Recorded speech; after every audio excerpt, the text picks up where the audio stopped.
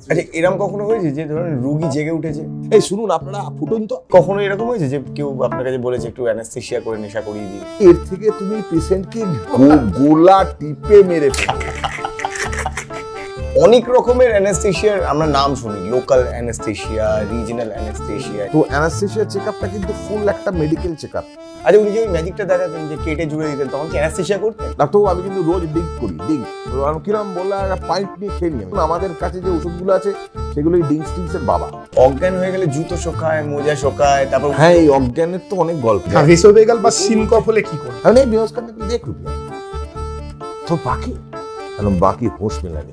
হ্যাঁ, কিন্তু মুশকিল হচ্ছে আমরা যে জ্ঞান ফিরে চোখ খুলবেন তো বেসিক সিপিআর কি করবেন। আমাদের পেশেন্টরা চেনে না, আমাদের নাম ডাক হয় না। ওই জন্য বাংলা সাহিত্যের ইতিহাস পড়েছিস, সেটা কি বললো বার করে দিল, বললো তোমাকে আমি জিরো দিলাম। এরকম অনেক বড় বড় মানুষ এসছেন আমার কাছে, তারা সবাই অজ্ঞান হয়ে ফিরে গেছে। হাই, আমি সায়ন। হাই, আমি কুশল। ইনজেকশনের আরো একটা নতুন এপিসোড নিয়ে আমরা হাজির, এবং আজকের ইনজেকশনের এই এপিসোডে কথা হবে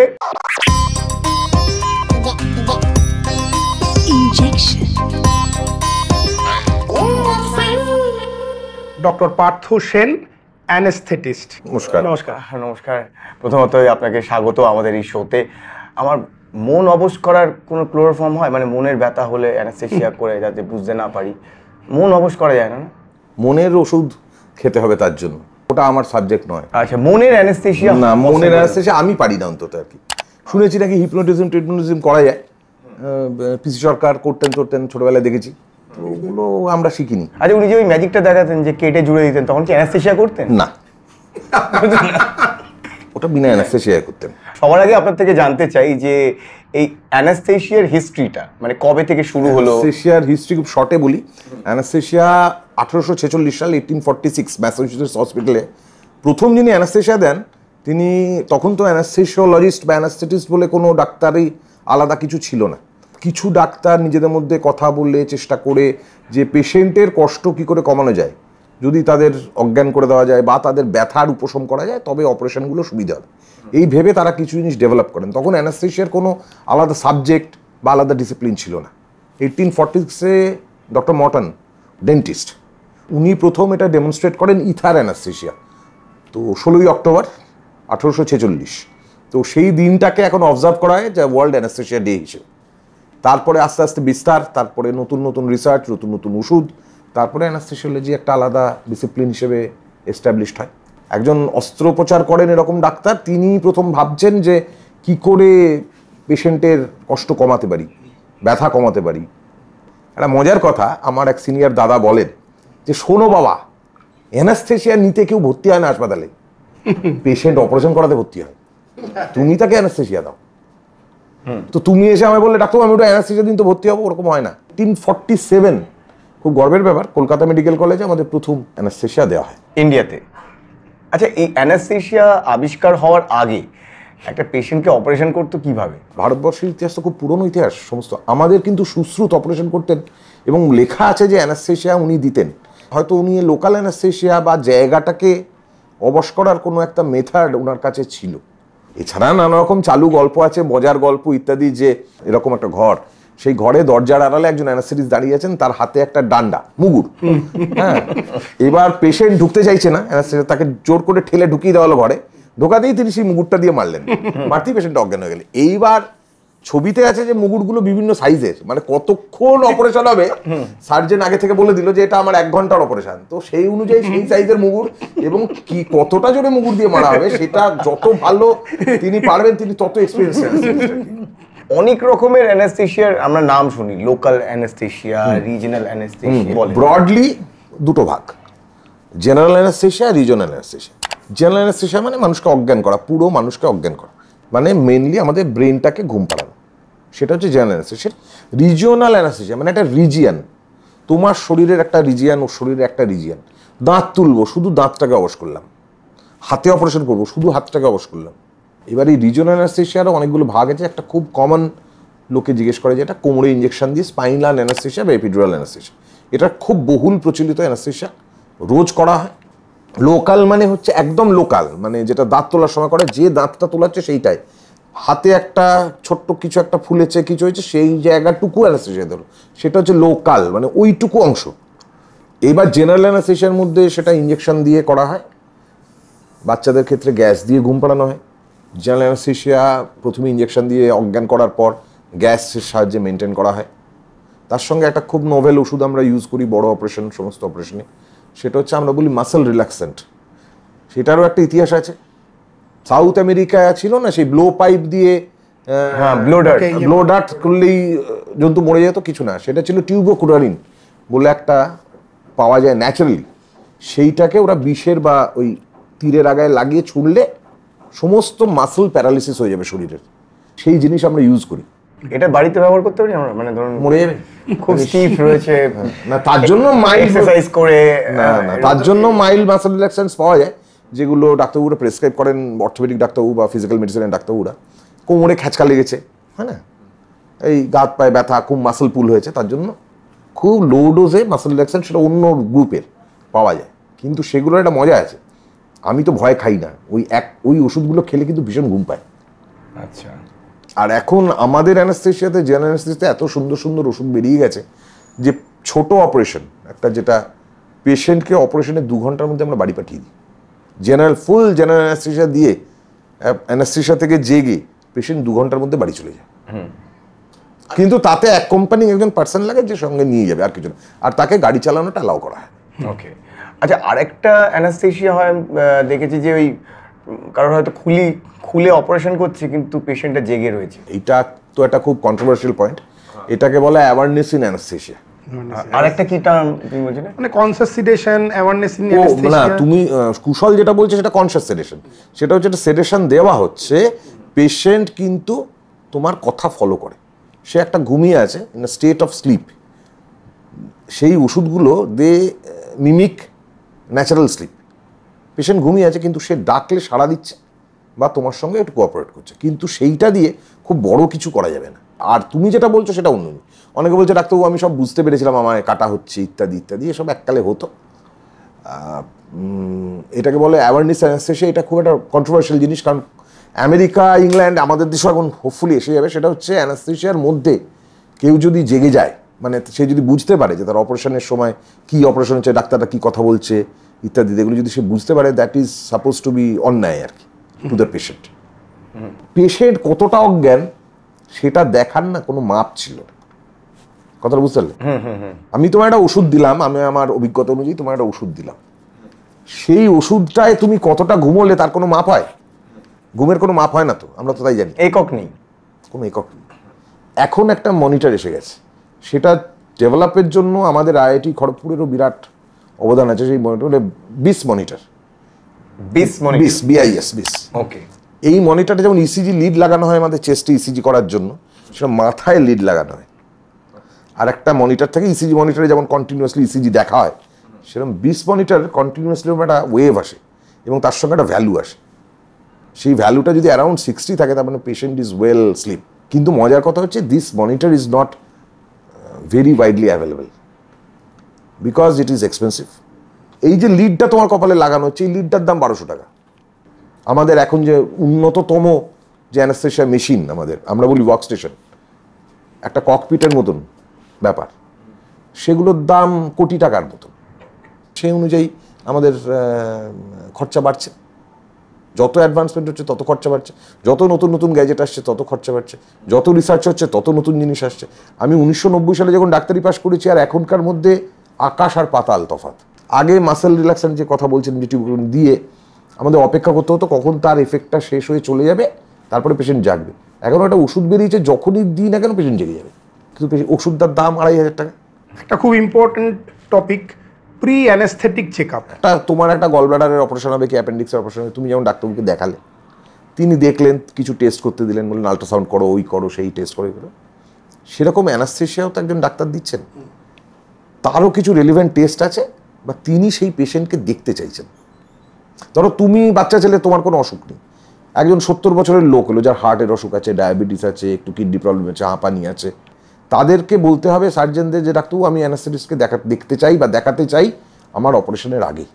আজকে কুশল চক্রবর্তী আমার পেশেন্ট, আমি জেনে গেলাম কুশল চক্রবর্তীর কী কী অসুখ আছে। সে কী ওষুধ খায়, আমি তাকে অ্যাডভাইস দিলাম। এবং তাতে আরেকটা সুবিধা হচ্ছে হসপিটালাইজেশন, টাইম অফ হসপিটালাইজেশন কমে। এবার অ্যানাস্থেটিস্ট যদি মনে করেন না আপনার হসপিটালাইজেশন আগে 2 দিন আগে দরকার, কারণ আপনার এই জিনিস করতে হবে, পেশেন্টকে ইনসুলিন দিতে হবে 2 দিন ধরে, পেশেন্টের হাঁপানি আছে তার নেবুলাইজেশন দিতে হবে, সেক্ষেত্রে অ্যানাস্থেটিস্ট বলবেন না আপনি আগের দিন ভর্তি হন কি 2 দিন আগের ভর্তি হন। কোন কোন দিকগুলো পেশেন্টের চেক আপ করে? তার প্রথম আমরা ভালো করে হিস্ট্রি নেব, যে তার কি আছে, তার জন্য তিনি কি ওষুধ খান, তার সঙ্গে তার রিলিভেন্ট ইনভেস্টিগেশন, যে অসুখটা মজেন তার সঙ্গে তার রিলিভেন্ট ইনভেস্টিগেশন কি হলো, হার্টের প্রবলেম, হার্টের ইসিজি, ইকোকার্ডিওগ্রাফি, ব্লাডের টেস্ট সমস্ত দেখলাম। তার আগে কোনো অপারেশন হয়েছে কিনা, তার আগের যে অপারেশন হয়েছে তাতে তার কোনো অসুবিধা হয়েছে কিনা, বা কী অ্যানাস্থেশিয়া তিনি পেয়েছিলেন যদি তার মনে থাকে এই ডিটেলসটা তিনি দিতে পারেন, বা তার আগের ডিসচার্জের কাগজ। তো অ্যানাস্থেশিয়া চেক আপটা কিন্তু ফুল একটা মেডিকেল চেক আপ। খালি তফাৎটা হচ্ছে যে এই মেডিকেল চেক আপটা আপনি করাতে আসছেন যখন আপনার সমস্ত ইনভেস্টিগেশন, সমস্ত রেলিভেন্ট জিনিস হয়ে তারপরে আপনি আসছেন। আপনি যখন কোনো মেডিসিনের ডাক্তারবাবুকে দেখান, তিনি যেমন আপনাকে ইনভেস্টিগেশন লেখেন যে এই করুন, এই ইনভেস্টিগেশন সমস্ত দেখে, পেশেন্টকে সমস্ত দেখেও তারপরেও আমার মনে হতে পারে যে আমার আরেকটা টেস্ট লাগবে, তখন আমরা তাকে বলি যে আপনি টেস্টটা করুন, বা মনে করি যে তাকে একজন কার্ডিওলজিস্টকে দেখাতে হবে, বা একজন চেস্ট ফিজিশিয়ানকে দেখাতে হবে, নেফ্রোলজিস্টকে দেখাতে হবে, কি এন্ডোক্রিনোলজিস্টকে দেখাতে হবে। আচ্ছা, এরকম কখনো হয়েছে যে ধরেন রুগী জেগে উঠেছে, অ্যানাস্থেশিয়া করেছে, রুগী জেগে উঠবে কি, মানে হয়নি, কাজ করেনি? আমি শুনেছি যে যারা প্রচন্ড ড্রাগ অ্যাবিউজ করে তাদের অ্যানাস্থেশিয়া অনেক সময়। শুনুন মশাই, আমি আপনাকে কথা বলি, আমি 27 বছর ধরে অ্যানাস্থেশিয়া দিচ্ছি। হলো অপারেশনটা কি করলেন? অনেক ড্রাগ অ্যাডিক্ট এসেছে, বা ডাক্তারবাবু আমি কিন্তু রোজ ডিঙ্ক করি, রোজ ড্রিঙ্কস কতটা করেন না, আমি কিন্তু ড্রিঙ্কস কিরম বললো, একটা পাইপ নিয়ে খেয়ে নিই আমি ড্রিঙ্কস, 2 বন্ধু মিলে খেয়ে নিই, আমি একা খেয়ে নিই, ড্রিঙ্কস করি, আমার কিন্তু কোনো অ্যানাস্থেশিয়া কাজ করে না। এরকম অনেক বড় বড় মানুষ এসছেন আমার কাছে, তারা সবাই অজ্ঞান হয়ে ফিরে গেছেন। এটা ভালো। কারণ ড্রিঙ্কসই করুন আর যাই করুন, আমাদের কাছে যে ওষুধগুলো আছে সেগুলোই ড্রিঙ্কসের বাবা। আমি একজন, আমার পরিচিত একজন, তাকে একটা অ্যানাস্থেশিয়া দিতে হবে, একদম ছোট্ট একটা অপারেশন। অ্যানাস্থেশিয়া দিলাম, টেবিলে উনি জেগে উঠলেন। জেগে উঠে তিনি প্রথম আমি বলেছিলেন, খুব রসিক মানুষ, বলছেন কি দিলি রে, এ তো জনি ওয়াকার।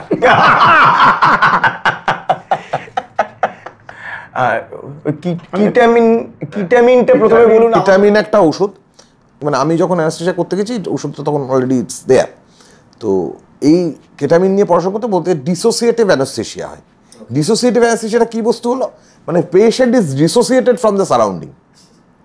এইবার শুধু কেটামিন দিলে পেশেন্ট নানা রকম করে আর কি, ওই জন্য পরের দিকে বলা হয় যে শুধু কেটামিন দেওয়া যাবে না, তোর সঙ্গে অনুষদ। তো তখন নানা কথা, আমরা তখন আমাদের বয়স কম, উচিত নয় হয়তো সেগুলো করা এখন মনে হয়, তো আমরা পেশেন্টদের নানা কথা জিজ্ঞেস করতাম। ইয়াং ছেলে, ইয়াং মেয়ে জিজ্ঞেস, এই তোর গার্লফ্রেন্ড বয়ফ্রেন্ড? আমার গার্লফ্রেন্ডকে আমি ছেড়ে দিয়েছি। কেন ছেড়ে দিয়েছি? আমার বন্ধুর সঙ্গে চলে গেল। হ্যাঁ, আমি বললাম তাহলে এখন কি করছিস? বলে এখন তো বৌদির সঙ্গেই থাকি। হ্যাঁ, এরকমও হয়েছে। তাও সামনে হয়তো স্যার দাঁড়িয়ে, হ্যাঁ তোমরা কি করছো, এইসব কি ভালো করে দাও, তখন হ্যাঁ ভালো করে দেয় বলে আবার একটু অন্য কিছু দিয়ে একটু তাকে ঘুমটুম পাড়ানো। তো এরকম বহু ঘটনা এরকম মজার হয়।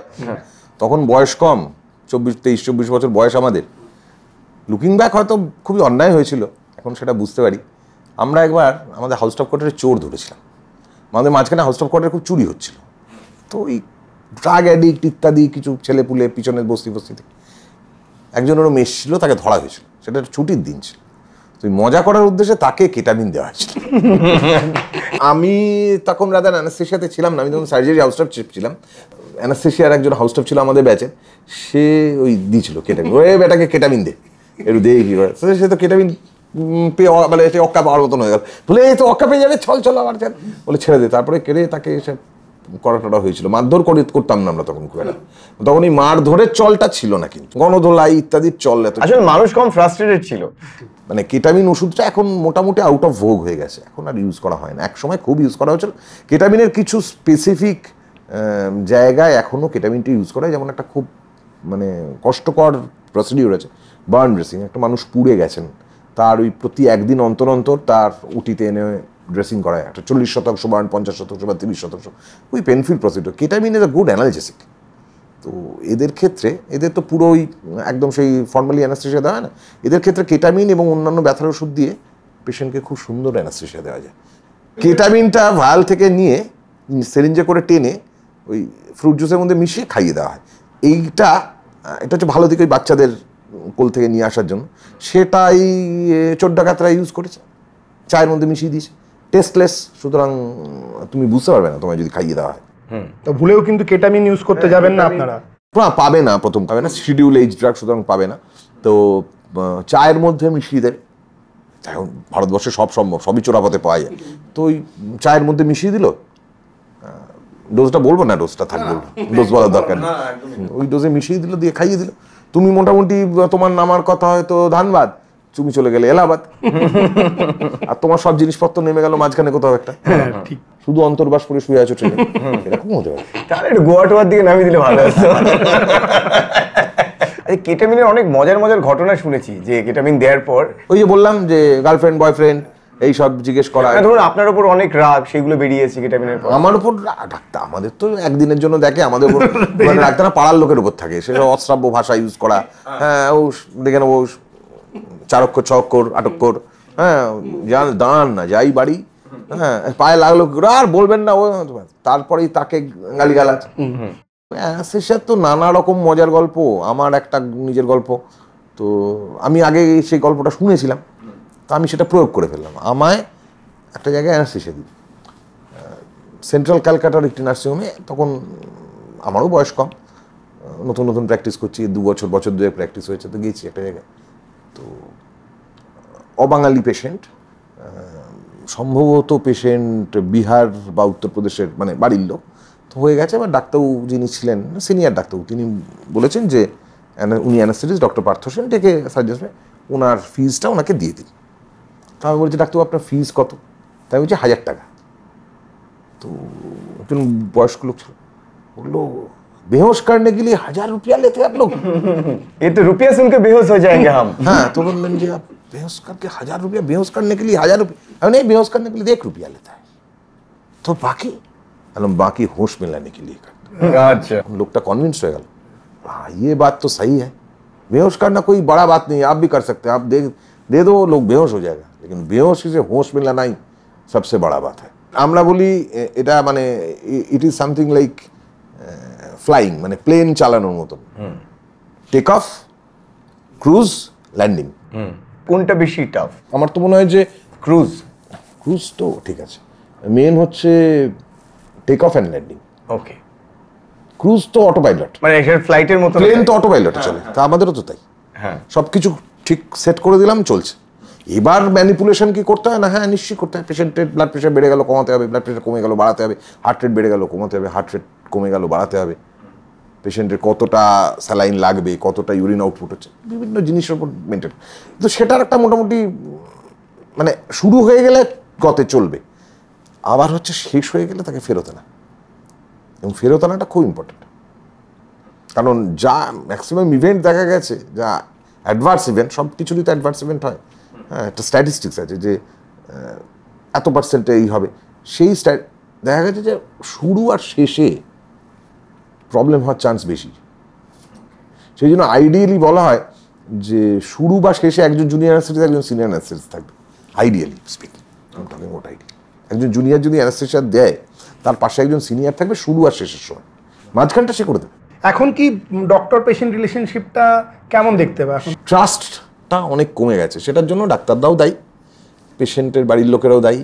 তখন অনেক আনন্দ ছিল, কাজ করেও মজা ছিল, ডাক্তার পেশেন্ট সম্পর্ক ভালো ছিল, অনেক ট্রাস্ট ছিল। দূর দূর থেকে, সেই পাথর প্রতিমা গ্রাম থেকেও পেশেন্ট আসতো, গোসাবা থেকে আসতো, একটা অদ্ভুত ভালোবাসা ছিল। আমার এখনো মনে আছে, আমাদের একটি মেয়ে, তার অনেক দিন ধরে প্রবলেম ভুগছে, বাচ্চা মেয়ে, তো ভালো হয়ে বাড়ি চলে গেল, আমরা তখন সাইজে হাউস স্টাফ, তার বাবা সে পুঁটলি করে ডিম দিয়েছিল, হাঁসের ডিম আমাদের জন্য। এগুলো মানে এগুলোই পাওনা ডাক্তারিতে। আচ্ছা এইটা বলুন তো, ওই অজ্ঞান হয়ে গেলে জুতো শোকায়, মোজা শোকায়, তারপর হ্যাঁ, এই অজ্ঞানের তো অনেক গল্প।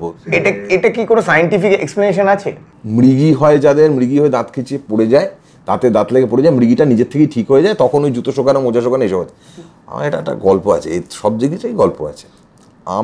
আমার এক বন্ধু, সে এখন ইউকেতে কনসালটেন্ট নিউরোসার্জন, ও আর আমরা গড়িয়াহাটে গেছি। গড়িয়াহাটে একটা ব্লাড ব্যাংক ছিল, তো ওরই বাবার অপারেশন হবে, ও আর ওর ভাই ব্লাড দেবে, তো আমিও সঙ্গে গেছি। ফেরার সময় গাড়িটা আমি চালাবো, এরকম একটা তো ব্লাড দেওয়া হয়েছে সকাল সকাল গিয়ে 7টা তারপরে আমরা আর রবিবার ছিল, এবার ব্লাড দিয়ে বেরিয়েছি তখন ওই গড়িয়াহাটের ওখানে বাজার, প্রচুর লোকজন। তো এবার গাড়িতে উঠবো, তো ওর ভাই হঠাৎ করে একটু মাথা ঘুরে অজ্ঞান হয়ে গাড়ির পাশেই পড়ে গেছে। তা যা হয় বুঝলেন তো, গড়িয়াহাট বাঙালি লোক, নিমেষের মধ্যে 100 লোক জমে গেল ওখানে। এবার চারিপাশ থেকে আমরা যেটা জানি যে ভেসোভেগাল অ্যাটাক হয়েছে, তো পা তুলতে হয়। এমন যদি রাস্তায় কারুর হয় হঠাৎ করে এরকম পড়ে গেছে, পাটা তুলে ধরবেন একজন, পেশেন্টকে শুইয়ে দিয়ে যিনি অজ্ঞান হয়ে গেছেন তাকে শুইয়ে পায়ের দিকটা তুলে ধরতে, এটাই শুরু। তারপরে তো তার পালস চেক করতে ইত্যাদি সেগুলো হয়ে যাচ্ছি। অরূপ আমার বন্ধু ও পা তুলে ধরেছে, আমি নিচু হয়ে ওকে দেখছি, চারিদিক থেকে সব কথা হয়েছে, কী হলো দাদা, মৃগে নাকি, অজ্ঞান হয়ে গেল, জুতো সকাল ভাই মজা দে না, শুকিয়ে ঠিক হয়ে যাবে। অনেকক্ষণ বেশ খানিক্ষণ এরকম শোনার পর অরূপ তাদের দিকে তাকিয়ে বললো, এই শুনুন আপনারা ফুটুন তো, আমরা দুজনেই ডাক্তার। আমরা তখন হাউস স্টাফ বলতে ভিড়টা পাতলা গেলো, ও জেগে উঠলো, ওকে বললো তুই বস, তো এরা কোল্ড ড্রিঙ্কস খাইয়ে। তো এই হচ্ছে জুতো শোকানোর গল্প আর কি। আচ্ছা, তাহলে কি করা উচিত যখন একটা মানুষ এই যে গরমে হিট স্ট্রোক বা এরকম যদি মাথা ঘুরে পড়ে যায়? ভেসোভেগাল বা সিনকপ হলে কি করবে? ভেসোভেগাল সিনকপ যেটা আর কি, মানে অজ্ঞান হয়ে যাওয়া, মাথা ঘুরে পড়ে গেল, পেশেন্টকে প্রথম হচ্ছে একটা সেফ জায়গায় শোয়াতে হবে মানুষটাকে। সেফ জায়গা বলতে কাছাকাছি কোনো আগুন নেই, কাছাকাছি কোনো ইলেকট্রিক্যাল কানেকশন নেই, কোনো শার্প জিনিস অবজেক্ট নেই, বা এমন কোনো জিনিস নেই যেটা থেকে তার চোট লাগতে পারে। একটা ক্লিয়ার জায়গায় তাকে ফ্ল্যাট শোয়াতে হবে, flat, lying flat on the back. এটা হচ্ছে নাম্বার 1। হেডটা একটা দিকে টার্ন করে দিতে পারে, যদি পেশেন্ট বমি করে বা সে যদি বমি করছে তখন হেডটা, মাথাটা একদিকে ঘুরিয়ে দিতে। পা দুটো তুলে ধরতে হবে, একজন পা দুটো তুলে ধরবেন, পালস চেক করবেন, পেশেন্টের পালস আছে কি না, ব্রিদিং আছে কি। আর প্রথম হচ্ছে আমরা জিজ্ঞেস করি রেসপন্স, প্রথম হচ্ছে জিজ্ঞেস করতে হবে, হ্যালো আপনি কেমন আছেন, আপনি কি ঠিক আছেন? If the patient is responsive then another thing, if the patient is unresponsive then another. Indian society of anaesthesiology West Bengal chapter থেকে প্রচুর এই আপনার বড় বড় বহুতল বাড়ি, ক্লাব, পুলিশ, এদের কার্ডিওপালমোনারি রিসাসিটেশন শেখানো হয়। বেসিক সিপিআর কি করবেন, হ্যাঁ, আমরা যেটার নাম দিয়েছি কম্প্রেশন অনলি রিসাসিটেশন, মানে শুধু চেস্ট কম্প্রেশন আর কিচ্ছু না। শুধু চেস্ট কম্প্রেশন দিয়ে একজন মানুষকে বাঁচিয়ে দেওয়া যায়, মানে মাউথ টু মাউথ না না না না না, শুধু just compression. Mouth to mouth সাধারণ মানুষের পক্ষে দেওয়া সম্ভব নয়, তার জন্য প্র্যাকটিস লাগবে, কিন্তু কম্প্রেশন আপনি যে কেউ দিতে পারেন। কেউ যদি ইন্টারেস্টেড থাকেন যে আমরা শিখতে চাই, একটা দল বেঁধে কিছু লোক, কিছু মানুষ, কোনো গোষ্ঠী, কোনো ক্লাব, হ্যাঁ, কোনো সংস্থা এবং বিভিন্ন কর্পোরেট অফিসে গিয়েও শেখানো হয়েছে, তারা আমাদের সঙ্গে যোগাযোগ করবেন। যোগাযোগ করলে তাদের কাছে গিয়ে আমরা শেখাবো। যেমন বিদেশে বিভিন্ন শপিং মল ইত্যাদি আমাদের এখন চালু হয়ে গেছে, এইডি পাওয়া যায়, একটা ডিভাইস, সেটা সাধারণ মানুষ ইউজ করতে পারে। দুটো প্যাড আছে, লাগিয়ে দিয়ে সুইচটা অন করে দিতে হয়। শক, যদি শক দেওয়া হয় না, সিনেমায় দেখায় না, শক দিল লাফিয়ে উঠলো, ওই শক। যদি কেউ ওই ক্যাসিনো রয়্যাল সিনেমাটা দেখে থাকো, দেখেছিলে? সেই জেমস বন্ডকে বিষ দিয়েছিল, গাড়ির মধ্যে থেকে বার করে প্যাড লাগালো। একদম একদম। That is a AED device. Okay, মানে সিপিআরটা প্রত্যেকেরই শিখে রাখা দরকার। রিসেন্ট একটা ঘটনা বলি, ইন্টারেস্টিং। গত বছর মানে 2023-এর এই 16ই অক্টোবর ওয়ার্ল্ড অ্যানেস্থেসিয়া ডেতে এবার হসপিটাল সল্টলেকে আমি কাজ করি, ওখানকার তরফে বলা হলো যে আপনি আউটডোর যেটা ওপিডি যে ফ্লোরে, সেই ফ্লোরে আপনি আর আরেকজন আছেন ডক্টর ভার্মনি, কার্ডিয়াক অ্যানেস্থেসিয়া দেন শুধু, আপনারা দুজনে একটু কিছু বলুন, মানুষ শুনবে। তা যে ইমপ্রম্পটু বলা তো, মানে কোনো তো টপিক নেই, কোনো পোডিয়াম নেই, এরকম বলা, তো আমরা বললাম ঠিক আছে আমরা সিপিআর শেখাবো মানুষকে। তখন বলে আমরা ম্যানিকিন নিয়ে গিয়ে সিপিআর শেখালাম। সবাই দেখলো, ওনাদের মধ্যে থেকে পেশেন্টের বাড়ির লোক যারা রয়েছে তাদের মধ্যে থেকেও প্রচুর লোক এসে প্র্যাকটিস করলো, বলল রাতেও খুব ভালো, খুশি হলো, হ্যাঁ তাই। এবার আমরা জিনিসপত্র গুটিয়ে চলে যাব, আমাদেরকে হসপিটালের তরফ থেকে একটা করে গাছ দেওয়া হলো টবে, ছোটো ইনডোর প্ল্যান্ট। তো ইনডোর প্ল্যান্টগুলো নিয়ে রেখেছি, আমি ভার্মাকে বলছি যে চল আমরা যাই, মানে হয়ে গেছে কাজ, নিচে যাই, একটু বাইরে বেরিয়ে চা খাই। বলতে বলতে আমাদের চোখের সামনে একজন মানুষ ওরকম হয়ে গেলেন, বসে বসে। সঙ্গে সঙ্গে আমরা তাকে শুইয়ে সিপিআর দিয়ে বাঁচালাম। তো সবাই বললো ডাক্তার আপনারা বললেন, তো দেখতে দেখতে হয়ে গেল। বললাম যেটা আপনারাও পারবেন। কিছুদিন আগে এই ঘটনাটা ঘটেছিল না, আমাদের মা ব্রিজের ওখানে একটা অ্যাক্সিডেন্ট, ওই ডক্টর ভার্মা ছিল, ডক্টর ভার্মাই ছিলেন, ডক্টর ভার্মাই ছিলেন, যিনি একজন এরকম অ্যাক্সিডেন্ট হয়েছিল, যাকে উনি রাস্তাতেই ফেলে সিপিআর দিয়ে তাকে উনি বাঁচিয়েছিলেন। আচ্ছা, আর একটা জিনিস, অ্যানেস্থেটিস্ট পার্টিকুলারলি এই ডাক্তারবাবুরা খুব ভালো বুঝতে পারে যে কোন সার্জেন কতটা ভালো। হ্যাঁ, এইটা ব্যাপারটা হচ্ছে, দেখো আমি তো সারাদিনে 10টা অ্যানাস্থেশিয়ায় থাকছি, আমাদের টিম ধরো, আমাদের টিম 10টা অ্যানাস্থেশিয়া, সারাদিনে ধরো 10টা 15টা 20টা অপারেশন হচ্ছে, আমাদের টিম আছে। এবার 20টা অপারেশন তো একই সার্জন করছে না। এবার ধরো গল ব্লাডারের অপারেশন 4 জন সার্জন করছেন, তাদের 4 রকমের, 4 জনের 4 রকমের টেকনিক। আমি প্রত্যেকের টেকনিকটাই দেখছি, কার কোনটা দুর্বলতা, কার কোনটা ভালো। সব মানুষেরই দুর্বলতা থাকবে এবং সব মানুষেরই কিছু মানে শক্তি থাকবে, তো সেগুলো আমরা বুঝি। আমি একটা জিনিস বিশ্বাস করি, সবার পক্ষে সব কিছু করা সম্ভব নয়। যেমন আমরা যখন পড়াশোনা করেছি, কেউ অঙ্কে ভালো ছিল, কেউ বাংলায় ভালো ছিল, কেউ ইতিহাসে ভালো, কেউ ভূগোলে ভালো। হ্যাঁ, আমার মা আমাকে সকালবেলা ঘুম থেকে তুলে ইতিহাস বইয়ের সামনে বসিয়ে দিত, তো খানিকক্ষণ বাদে এসে দেখতো আমি ইতিহাসের বইয়ের ওপরই ঘুমাচ্ছি। তো সেরকম ব্যাপার আর কি। আবার আমায় বায়োলজি বা ফিজিক্যাল সায়েন্স বা ফিজিক্স কেমিস্ট্রি পড়তে আমার খুব ভালো লাগতো। হ্যাঁ, আমি তো ভেবেছিলাম আমি উচ্চ মাধ্যমিক পরীক্ষায় বাংলায় ফেল করবো। হ্যাঁ, কারণ বাংলায় ফেল করবো। হ্যাঁ, তো আমার মা বললো তোর সব হয়ে চলে যাবে, তুই তো উচ্চ মাধ্যমিকে কম্পার্টমেন্টাল পাবি বাংলায়। কারণ আমার পরীক্ষার 3 দিন আগে জিজ্ঞেস করেছিল, আমার মা বাংলার টিচার ছিলেন, ওই জন্য বাংলা সাহিত্যের ইতিহাস পড়েছিস? সেটা কি খায় না গায়ে দেয়। আমি অ্যানেস্থেটিস্ট হিসেবে সবার অপারেশন দেখছি, 5 জন সার্জন, 6 জন সার্জন, 10 জন সার্জন, 12 জন সার্জন। সো আই নো যে কার কোনটা ভালো।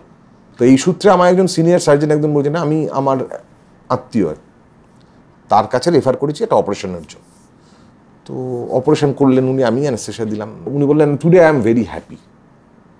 তাহলে ওয়াই? আমার থেকে সিনিয়র মানে বেশি সিনিয়র না। তো বললেন যে Partha, when you know you're a good surgeon। তাই বললাম when? বললেন when your anesthetist refers patient to you। Exactly. তার কারণ আমি আরও 4 জন, তিনি একজন ইউরোসার্জন ছিলেন, তো আমি আরও 4 জন ইউরোসার্জনকে তো দেখেছি, দেখেও আমি ওনাকে চুজ করেছি। অ্যানাস্থেশিয়ার কিছু ভালো দিক খারাপ দিক আছে। তো খারাপ দিক কি, আমাদের পেশেন্টরা চেনে না, আমাদের নাম ডাক হয় না। যেমন বিরাট ডাক্তার বলতে যাবো যে এক ডাকে সবাই সেরকম হয় না। কিন্তু আমাদের ভালো দিকটা কি জানো, আমাদের appreciation is from my peers. একজন ডাক্তার আমাকে অ্যাপ্রিসিয়েট করে তার পেশেন্টকে আমাকে অ্যানাস্থেশিয়া দিতে দিন। তার মানে ভালো সার্জন কি করে বিচার করবেন? কোনো একজন অ্যানেস্থেশিয়ার কাছে গিয়ে জিজ্ঞেস করবেন, ধরবেন মানে কার কাছে অপারেশন করানো যায়।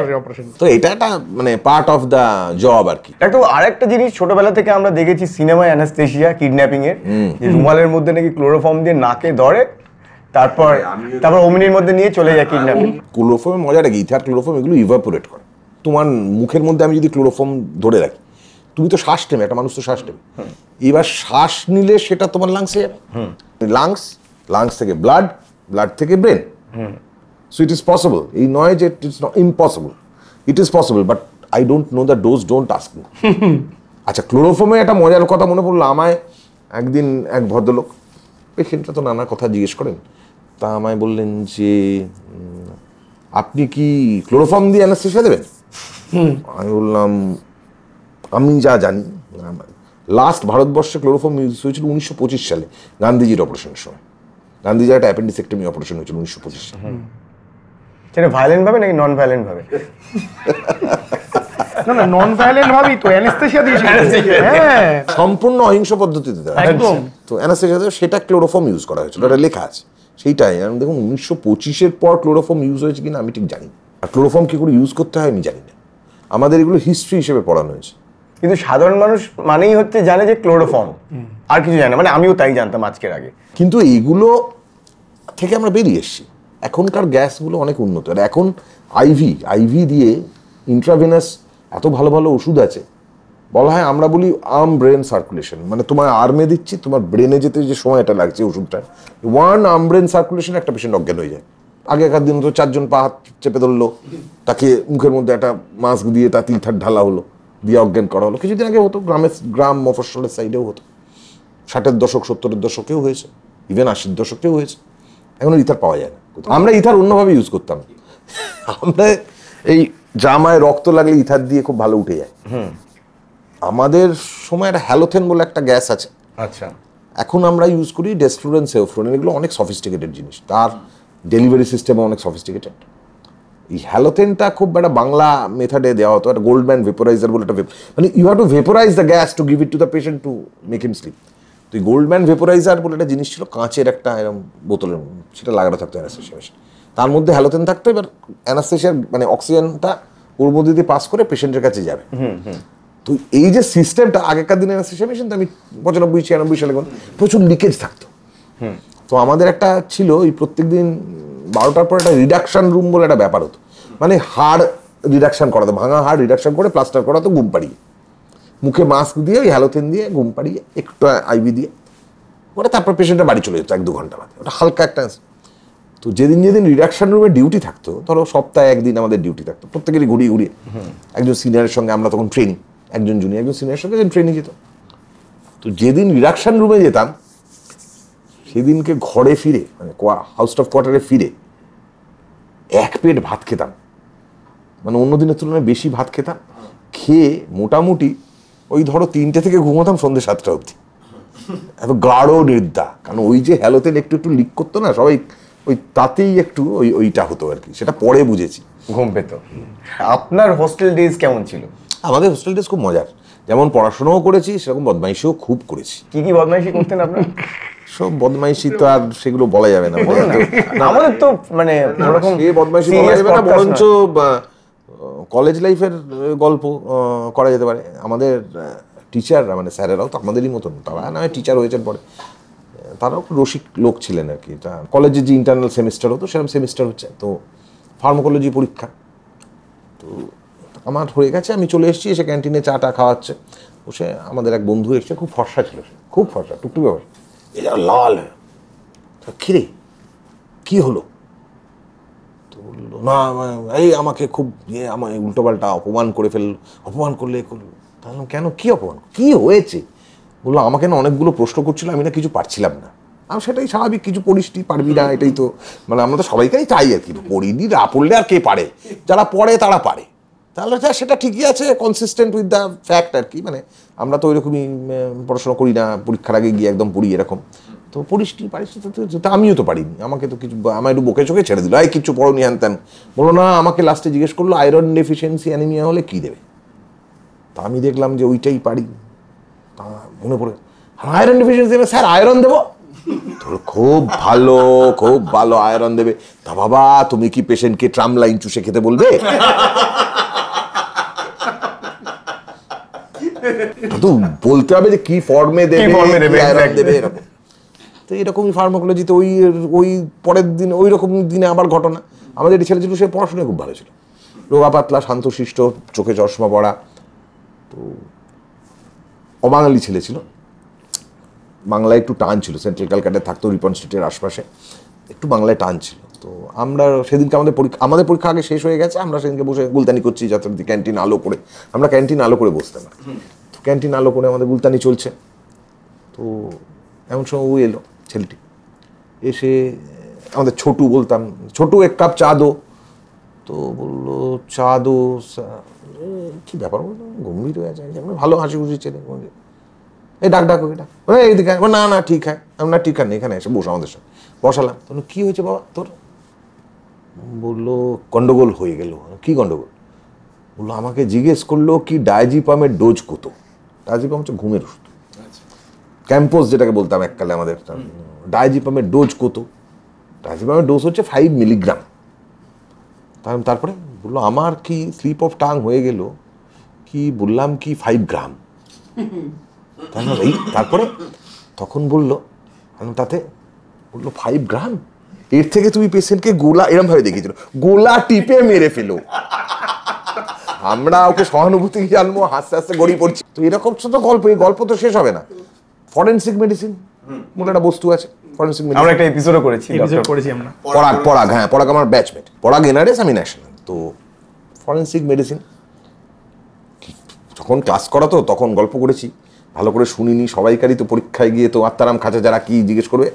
তা আমাদের একজন স্যার ছিলেন ডক্টর হালদার বলে, তো আগেকার দিনের কথা, 1988-এর কথা। তো তখন সিগারেট খাওয়ার এত কড়াকড়ি ছিল না, জানতে হতো তখন স্যারেরা ক্লাসে সিগারেট টিগারেট খেতেন, বা পরীক্ষা নিতে গিয়ে সিগারেট খেতেন, তো তখন সিগারেটের এত কড়াকড়ি ছিল না, সিগারেট লোকে সব জায়গাতে ট্রেনে বাসে ট্রামে, সিনেমা হলেও লোকে খেত। হ্যাঁ ট্রেনে বাসে ট্রামে তো খেতো, সিনেমা হলে ভেতরে না খেলেও বাইরে খেতো, ট্রেনে বাসে ট্রামে খেতো, রাস্তায় দাঁড়িয়ে সব জায়গাতে সিগারেটের কড়াকড়ি ছিল। তো আমাদের একজন ছিলেন ডক্টর হালদার, মানুষটি খুব ভালো ছিলেন উনি, সেটা আমরা পরে বুঝেছি, তখন বুঝতাম না। তখন আমরা ওনার ক্লাসে গন্ডগোল করতাম। দেখবে ভালো শান্ত টাইপের যারা টিচার হয় কলেজ টলেজে, তাদের ক্লাসে লোকে গন্ডগোল করে, তো আমরা খুব গন্ডগোল করতাম। তো উনি খুব চটে যেতেন আমাদের। এবার উনি সেই শোধটা তুলতেন পরীক্ষার সময়, শক্ত শক্ত প্রশ্ন জিজ্ঞেস করতেন বা এখন আর কি। তো উনি সিগারেট খেতেন, তো ওনার সিগারেট খাওয়ার স্টাইলটা দারুণ ছিল। উনি সিগারেটটা এখানে ধরতেন, ধরে এরকম করে এরমভাবে সিগারেট খেতেন। তা আমার ছিল সারনেম এস, মানে সেন, আমি সেন। তা আমার আগে রায় সারনেমের একটি ছেলে, সে ঢুকেছে। আর আমাদের ঘরগুলো খুব ছিল ওই, তোমরা দেখেছো ওই সুইং ডোর হয় না, হাফ ডোর, সুইং ডোর, সুইং ডোর ঠেলে ভেতরে ঢুকলো। নাম বলবো না, যথারীতি ক্লাসমেট, খুবই ঘনিষ্ঠ বন্ধু। এবার ওর পর আরেকজন রায় আছে, তারপরেই আমি, সেন দিয়ে শুরু। বেরিয়ে এলো জোরে, সেই সুইং ডোর টেনে করছে, বসে পড়লো, তাকিয়ে আছে। কি হলো রে? বলে গন্ডগোল হয়েছে মনে হয়। তাহলে কেন, মানে ঠিক বুঝতে পারছে না কেন। বললো আরে আমাকে না ও হালদার জিজ্ঞেস করলো হোয়াট ইজ কভারিং। তাই তুই কি বললি? বলে আরে আমি কি কভারিং জানি নাকি। তুই কি বললি? আমি বললাম যে কভারিং ফরেন্সিক, বুঝতে পারছিস, ডেড বডি নিয়ে কারবার, আমায় এটা কিছু বলতে হবে তো। তাহলে কি বললি? বললাম আমি বললাম যে covering is a piece off white clean cloth. তো বললো তারপর? বললো it is use to cover dead bodies. বললো তারপর? বললাম একটু ভালো, ঠিকই বলছি তাহলে। বললাম হিন্দু, মুসলিম, খ্রিস্টান, শিখ অ্যালাইক। বললো তারপর? বললো it prevents decay and rigor mortis of the dead body. বললো গেট আউট। তখন বললো কভারিং, সে তো আমিও জানি না কভারিংটা কি। তখন খুঁজে কভারিং বই থেকে কভারিং বার করে, কোথায় ডেড বডি ঢাকা আর কোথায় কভারিং। এই কভারিং হচ্ছে তুমি একটা কিছু প্রফেশনাল মিস্টেক করেছো, ডাক্তার, আমি ডাক্তার হিসেবে তোমার সেই মিস্টেকটাকে ঢাকা দিলাম, দ্যাট ইজ কভারিং। ধর্ম বর্ণ নির্বিশেষে ঢাকা দেওয়া, সাদা চাদর দিয়ে ঢাকা দিয়ে দিল। তাহলে তোর কপালটাও কিন্তু সাদা চাদরে ঢাকা পড়ে গেল। অ্যানাস্থেসিয়া করার আগে পেশেন্টরা কি কি দাবি করে থাকে জেনারেলি আপনাদের কাছে? একটা খুব কমন দাবি হচ্ছে ডাক্তারবাবু আমাকে না ওই কোমর ইঞ্জেকশনটা দেবেন না, মানে স্পাইনাস, আমায় পুরো ঘুম পাড়িয়ে দিন। এটার খুব কমন দাবি। আবার এরকম দাবি, আমি কিন্তু ওটিতে যাব না। যাবেন না? মানে না না, আমাকে এইখানেই ঘুম পাড়াতে হয়। মানে আমাদের একটা হোল্ডিং এরিয়া থাকে, তো পেশেন্টকে যখন ওয়ার্ড থেকে আনা হয়, আমাদের একটা post operative pre operative holding area, হ্যাঁ, যেখানে প্রি অপারেটিভ পেশেন্টকে একবার দেখে নিয়ে তারপরে ওটিতে নেওয়া হয়, তার কাগজপত্রগুলো মিলিয়ে নেওয়া হয়, তার ঠিক ফাইলস এসছে কিনা, এগুলো তো মেডিকো লিগাল ইম্পর্টেন্স, যে পেশেন্ট তার ফাইল, তার ইনভেস্টিগেশন সব দেখা হয়। আবার অপারেশনের পরে তাকে সেখানে রাখা হয়, সেই বেডগুলো, যে বেডগুলো পোস্ট অপারেটিভ রাখা হয় সেখানে সব মনিটর্স থাকে। আমরা half an hour, 40 minutes, 1 hour usually পেশেন্টকে দেখে তারপরে ওয়ার্ডে পাঠাই। এটা হচ্ছে দস্তুর। পোস্ট অপারেটিভ ওয়ার্ড হয় একটা, পোস্ট অপারেটিভ। তো সেখানে বলছে আমি যাবো না। কেন যাবেন না কেন? আমাকে এইখানেই অজ্ঞান করে দিতে হবে। আমি বাবা ভেতরে গিয়ে ওই সব দেখতে পাবো না, ও যন্ত্রপাতি, আমার আপনাকে কিছু দেখতে হবে না, চোখ বন্ধ করে থাকবেন। তারপরে গান শুনতে চান কেউ কেউ, সেগুলো তো লজিক্যাল, এখন গানটা একটা পার্ট অফ দ্য থেরাপি হয়ে গেছে। ডাক্তারবাবু আমি কিন্তু চোখ খুলবো না। হ্যাঁ খুলবেন না, হ্যাঁ, কিন্তু মুশকিল হচ্ছে আমরা যে জ্ঞান ফিরে চোখ খুলবেন, তো এখন চোখ আপনি বন্ধ করে থাকুন, কোনো আমাদের অসুবিধা নেই, কিন্তু জ্ঞান ফিরে চোখটা খুলবেন দয়া করে। জেগে উঠি কান্না পেয়ে যায় অনেকের, হ্যাঁ, হাউ হাউ করে কাঁদছেন কেন, ব্যথা লাগছে? না না, তাপসকে দেখবো, এরকমও হয়েছে রিসেন্টলি, হয়েছে তাপস। তারপরে দেখলাম ফাইল ঘেঁটে দেখলাম হাজব্যান্ডের নাম তাপস। হ্যাঁ, হাজব্যান্ডকে তাপসকে দেখবে বলছে, সে তাপসকে দেখবে বলে চোখ বন্ধ করেছে শক্ত করে। মানে আমি বললাম যে একে বাইরে বার করে তাপসের সাথে নিয়ে যা, তবেই এ চোখ খুলবে। ইঞ্জেকশন ফোবিয়া অনেকের থাকে, হ্যাঁ, যে ডাক্তারবাবু ইঞ্জেকশন, আমি খুব ভয় পাই ইঞ্জেকশন নিতে। এই কোভিডের ইঞ্জেকশন নিতে গিয়ে এমন করছিলাম, আমার সিস্টারটা বললো কে স্যার আপনি এসা কার রা হ্যায়, আপনি দেন, আপনি এরকম নাটক করছে নাকি। মানে নাটক করছে এটা বলতে পারলো না, মনে হয় যে বোর্ডটা নাটক করছে। আপনার এমনি সার্জারি করতে ইচ্ছে করে না, মানে এত সার্জারি দেখার পর? না, খুব ঝামেলা, বুঝলে তো, সেই সার্জারি করোরে, তারপরে তার সেলাই কাটোরে, তারপরে তাকে 1 মাস ধরে দেখো, ও তো অ্যানাস্থেশিয়াটা ভালো লাগে, আমার বেশ ভালো লাগে। আমি কুড়ে টাইপের লোক, তো আসলাম একবার পেশেন্টকে দেখে নিলাম, অ্যানাস্থেশিয়া দিলাম, তিনি জ্ঞান ফিরে বাড়ি চলে গেলেন আমার সঙ্গে। আর তার তবে অনেক পেশেন্ট কিন্তু আমার সঙ্গে, মানে বলতে এটা খুবই তাদের দিক থেকে ভালো, অনেক পেশেন্টই আমার সঙ্গে পরে যোগাযোগ করেছেন, নোট পাঠিয়েছেন, থ্যাংক ইউ নোট, চিঠি পাঠিয়েছেন, হোয়াটসঅ্যাপ করেছেন, গিফট দিয়েছেন, বা অনেক পেশেন্ট এসছেন অ্যানেস্থেশিয়া মানে অপারেশন করাবো কি করাবো না, আমার অনেক প্রবলেম আছে, আমি অপারেশন করাবো কি করাবো না। তা আমার সঙ্গে কথা বলেছেন না আপনার সঙ্গে কথা বলে খুব ভরসা হলো, আমি অপারেশন করবো কিন্তু আপনাকে অ্যানেস্থেশিয়া দিতে। আমরা আজকের এপিসোডটা শেষ করব, কিন্তু যারা ধরে নিন আমার মতো লোকজন রয়েছে যাদের অ্যাওয়ারনেস একটু কম জানা রয়েছে অ্যানাস্থেশিয়ার ব্যাপারে, কি ভুল ধারণা থাকে এবং মানুষের, আর আমাদের অডিয়েন্সকে কি বলতে চাইবেন? অডিয়েন্সকে আমি ওই প্রি অ্যানেস্থেশিয়া চেক আপের ব্যাপারে বলতে পারি যে আপনাদের যখন কোনো অপারেশন হবে, ডিসাইডেড হবে, সার্জেনকে বলবেন যে আমি অ্যানেস্থেটিস্টের সঙ্গে কথা বলতে চাই, অ্যানেস্থেটিস্টকে পারলে আগে দেখাতে চাই if it is possible for. আর অ্যানেস্থেটিস্টের কাছে তো কিছু লোকাবেনি না, কারণ অ্যানেস্থেটিস্ট একটা জিনিস আপনাকে বুঝতে হবে, অ্যানেস্থেটিস্ট আপনাকে সেই প্লেনটায় নিয়ে যায় যে প্লেনটার পরের প্লেনটা কিন্তু খারাপ।